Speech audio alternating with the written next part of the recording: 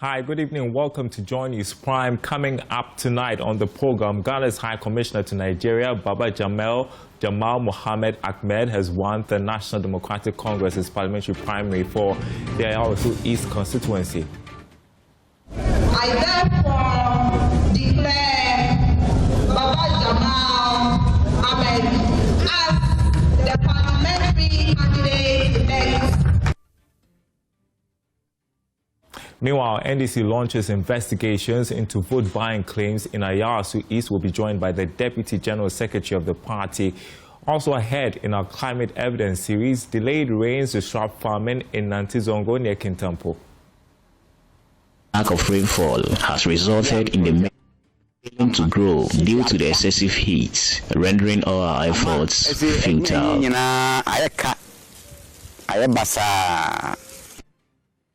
With the Ayawasu East NDC primaries and Ghana's High Commissioner to Nigeria, Baba Jamal Mohammed Ahmed, has won the parliamentary primary at Ayawasu East constituency. He polled 431 votes to narrowly beat Hajia Amina Adam, who secured 399 votes in a closely contested race.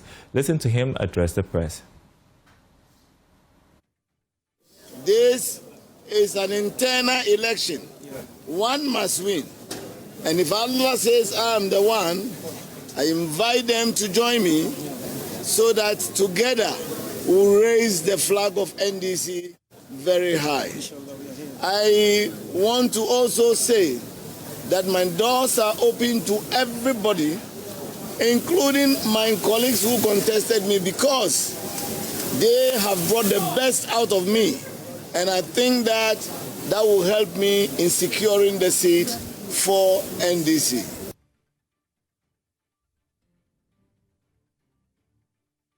Joining me on Zoom, my colleague Stephen Mensah, who has been covering the NDC Ayawaso East primaries.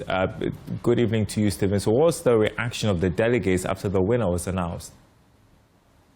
Well, for many of these delegates we spoke to prior to the announcement of this elections, they were pretty happy and pretty confident in their candidates winning. However, after the counting of these votes, they were not so happy. Some of them very sad after the announcement of the vote. And they were also talking about the disunity among some of the executives of the constituency, and they were urging the party executives to ensure that there's a bit of cohesion among all the executives after this election. We can listen to some of them.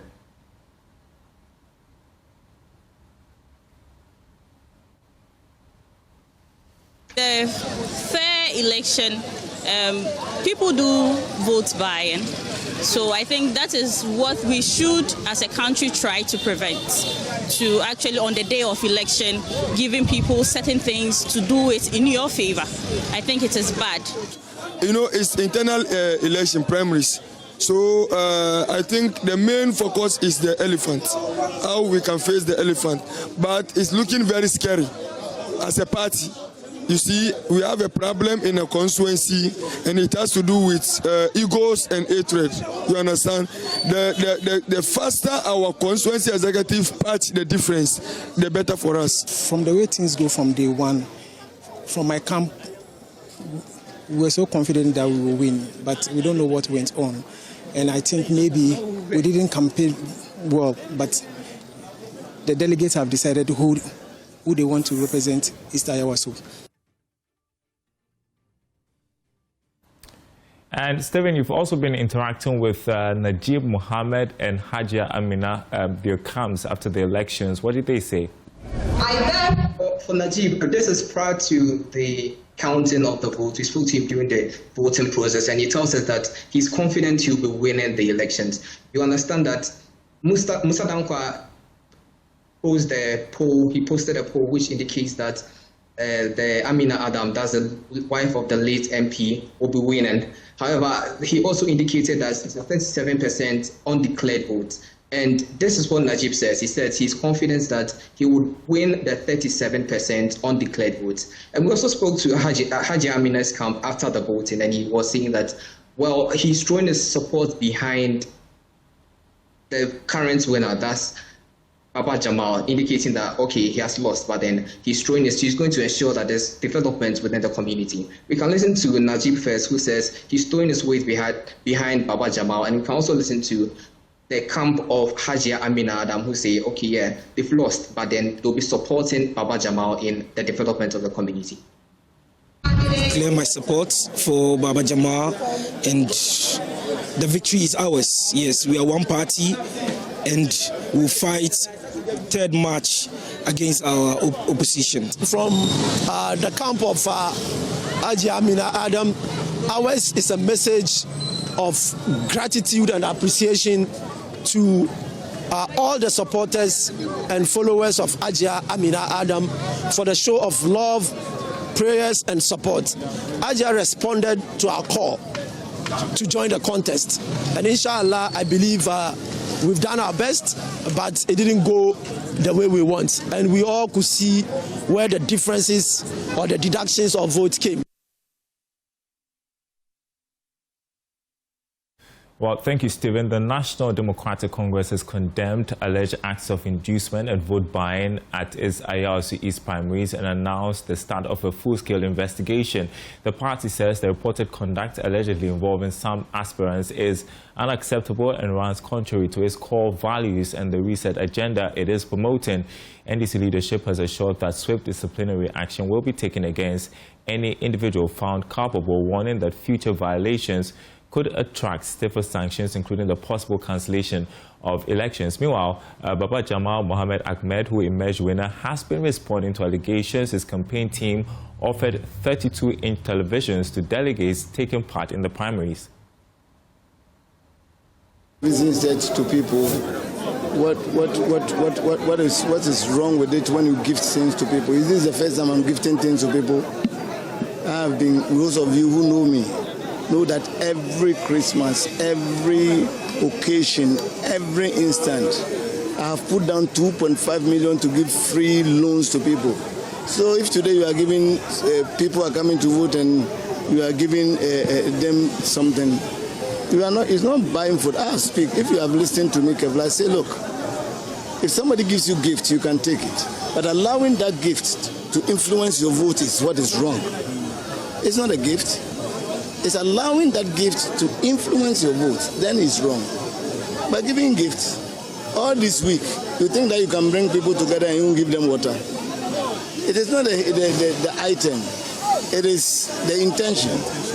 Do you understand? And I don't think that I have gone around, I've spoken to them, I've met people, and that's why I'm still saying that I'm hope and trust that they will see reason with me and come along with me. Your Excellency, the timing, is it not constant to you? The timing for giving the gift that you just mentioned, if indeed gifts actually happen, is the timing not something that you should worry about? Timing of what? The timing at which these gifts were given. As you are talking now, if I give you a gift, won't you take it? Your Excellency. Do we have time that we give gifts? Your Excellency. Mustafa Gbande is the Deputy General Secretary of the National Democratic Congress. He joins me on Zoom to react to the statement released by his party. Good evening to you. So what specific evidence has the party received so far to justify launching full-scale investigations into the alleged vote buying at the Ayawaso East primaries?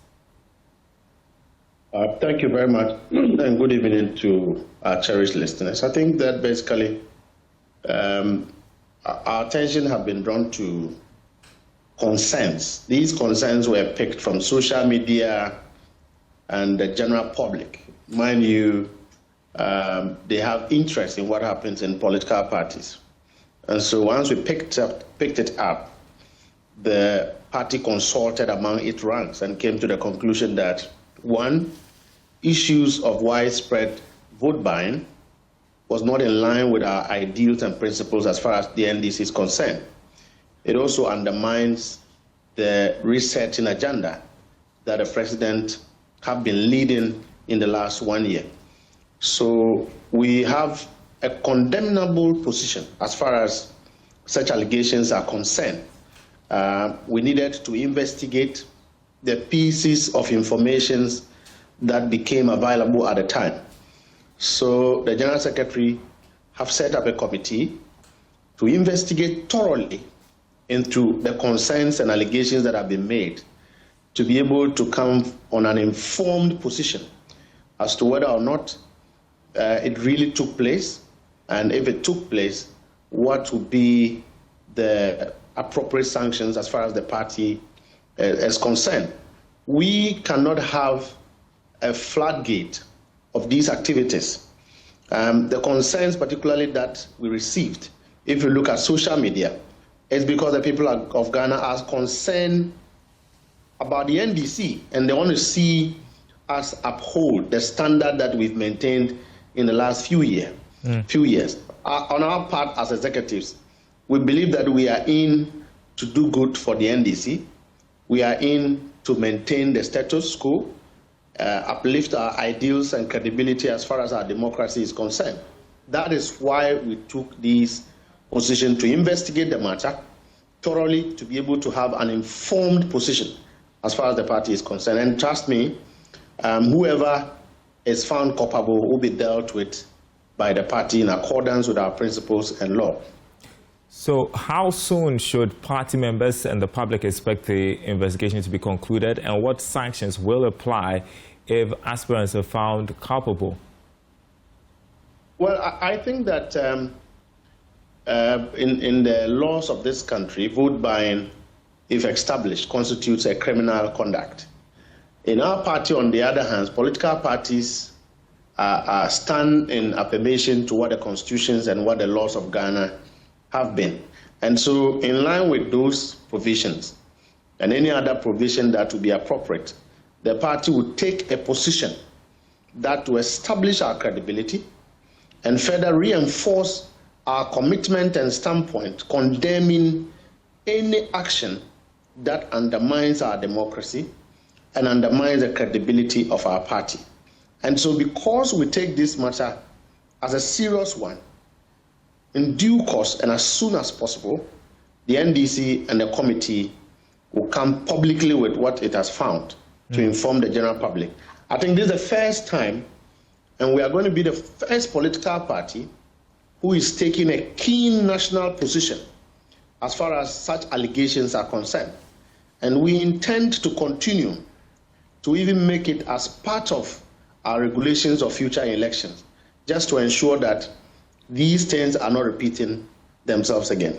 Right. And despite the allegations, does the NDC accept the outcome of the primaries? And maybe you could add your quick thoughts about the process we saw today.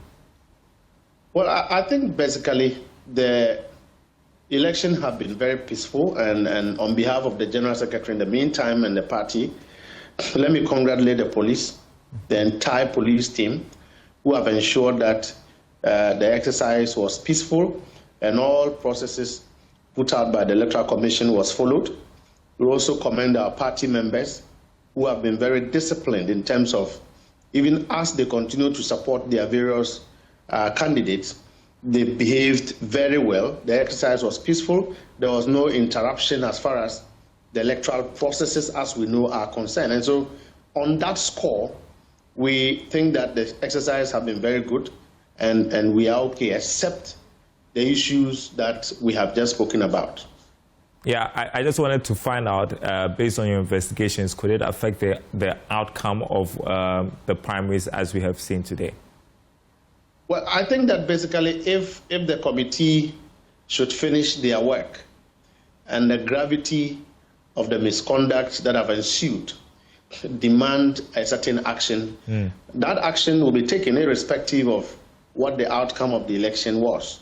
And so we want to hasten slowly to allow the committee to proceed with their work, thoroughly do same in the national interest of the party and the Ghanaian public in general, so that we come to see what evidences can be gathered, what proofs can be given, and then we can proceed from there. Once we get to that bridge, trust me that the executive committee of the party would take any decision that will restore, that will protect, and further reinforce the stability of our party, the ideals and principles of our party, and as anchors of our democracy, will do everything possible to ensure that it only gets better and not worse.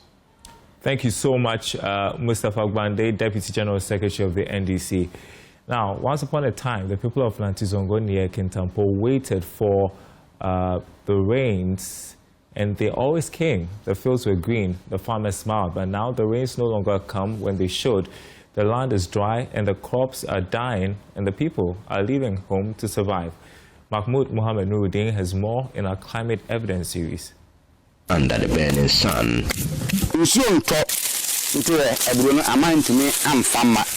The lack of rainfall has resulted in the maize failing to grow due to the excessive heat, rendering our efforts futile. He says he loses over 60,000 cedis every season. That is enough money to build a small house, but all he has now is dry land. 600 million. Sometimes I spend nearly 60,000 cedis, yet we derive no benefits from the farming. Because of the impacts of the changing weather patterns, many young people from Lantizongo are leaving. Experts call them climate migrants. Nanji Ibrahim is one of them. We are farming with my brothers. Before we are farming like 10 to 13 acres with hope. But after the end of the season, we get more yield. We get maybe 13 trips of matters. Dr. Stephen Yabua is a senior research scientist at the CSIR Crops Research Institute. But that hasn't helped. The one-off demonstration hasn't helped. So now we will advocate for something like a business delivery model, a model where you create market. There is a market pool in the system. For example, you develop a model to deliver the climate smart innovation, which includes something like mechanization service providers, and then which also includes something like input or other service providers, credit vouchers. You develop a business around the climate smart agriculture intervention that you want to deploy, so that it becomes very encouraging and very interesting to the youth. Another thing we can talk about is to create opportunities for the youth in the deployment of the climate smart agriculture intervention. And that we can also do that through public-private partnership. Public-private partnership is very important in creating a very good enabling environment for us to create a business around the climate smart agriculture intervention, so that it will attract the youth into it. So government provides the enabling environment, the private sector comes in, there is insurance, there is market access, there are digital platforms. This can be taken up by the private sector. When there is insurance, there is digital platform, there is access to credit, all led by the private sector, it will reduce the risk. A report by Mohammed Nuruddin. This story is brought to you by JoyNews in partnership with CDKN Ghana, University of Ghana Center for Climate Change and Sustainability Studies, with funding from Claire R4I Opportunities Fund. This is Lantizongo. All right, you're watching JoyNews Prime. Taking a quick break, we will be right back. And welcome back to JoyNews Prime. Healthy Cities for Adolescent initiative by Foundation Botna has called for the inclusion of adolescent voices in urban decisions. Urban planning failures, which continue to marginalize adolescents, came into sharp focus at the Urban Youth Dialogue organized by the Foundation. Organizers are urging policymakers to deliberately include adolescents in decision-making processes that shape life in cities. Urban planning failures that marginalize adolescents took center stage at the Urban Youth Dialogue, organized by the Foundation Botna's Healthy Cities for Adolescents initiative. The dialogue brought together stakeholders to explore practical ways adolescents can contribute to urban development.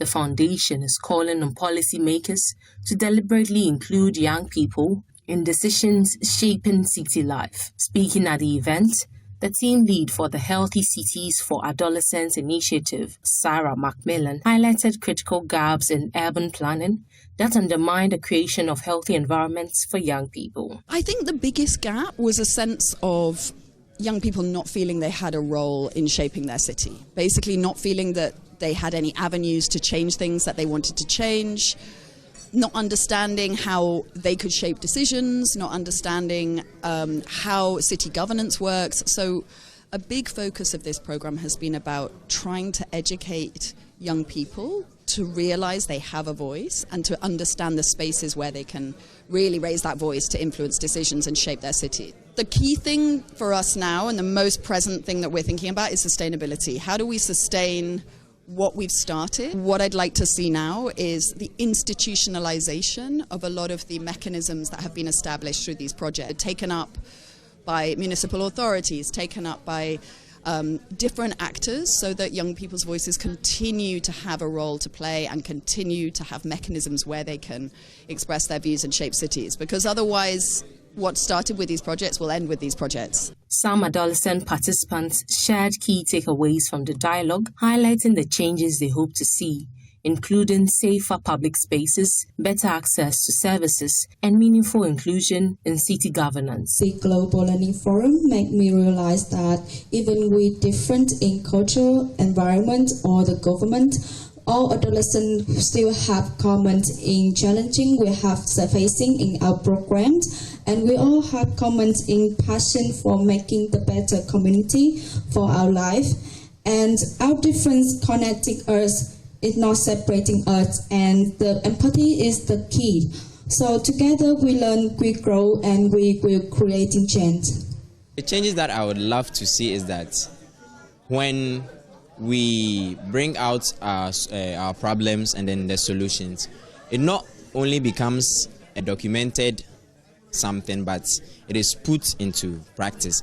The program's director for the initiative, Catherine Scarefield, explained how the initiative will use targeted projects, including digital skills training, to support adolescents and achieve its objectives. By providing grants to projects across the world, we work in Ecuador, Colombia, in Latin America.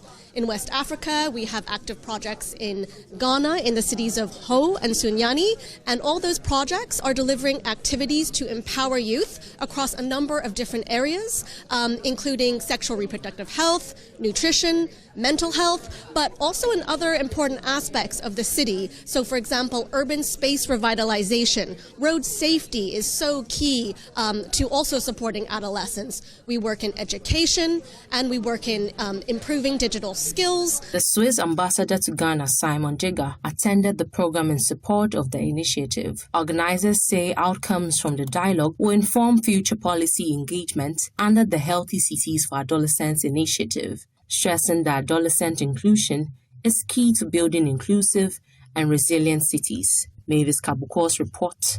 Back to you. Now, government has launched a fresh push to create jobs and reduce Ghana's heavy reliance on imported rice as it steps up support for the West African Food System Resilience Program. The initiative, backed by the World Bank, is targeting increased rice production through expanded irrigation, commercial farming, and stronger private sector participation. More in the following report. Continues to rely heavily on imported rice, placing pressure on foreign exchange and food security. To address this, government and its partners are investing in measures to boost local rice production and strengthen the agricultural value chain. The World Bank-supported Food System Resilience Program focuses on improving irrigation, climate-smart farming, and private sector participation. In Ghana, projects such as the Pong Irrigation Scheme are expected to support commercial farming, create jobs, and move the country closer to rice self-sufficiency. Speaking during a working visit with the World Bank delegation to the Pong Irrigation Scheme, Finance Minister Kaseo Atoforsen said government alone cannot create all the jobs needed for a growing population, stressing the importance of creating an enabling environment for private sector investment. Self-sufficient in rice to the extent that we will stop the importation of rice into our country.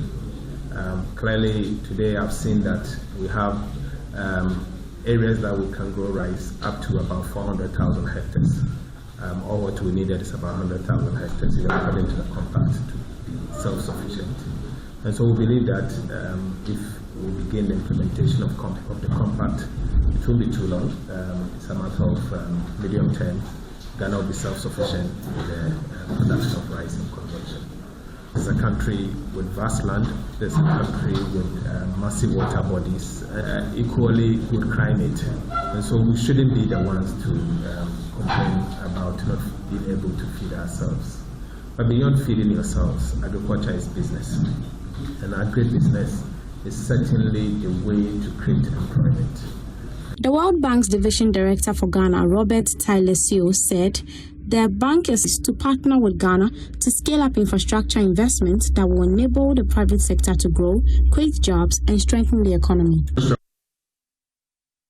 And that's JoyNews Prime. More news on our website, myjoyonline.com, including the outcome of the Ayawasu East NDC primaries. myjoyonline.com. Thanks for watching.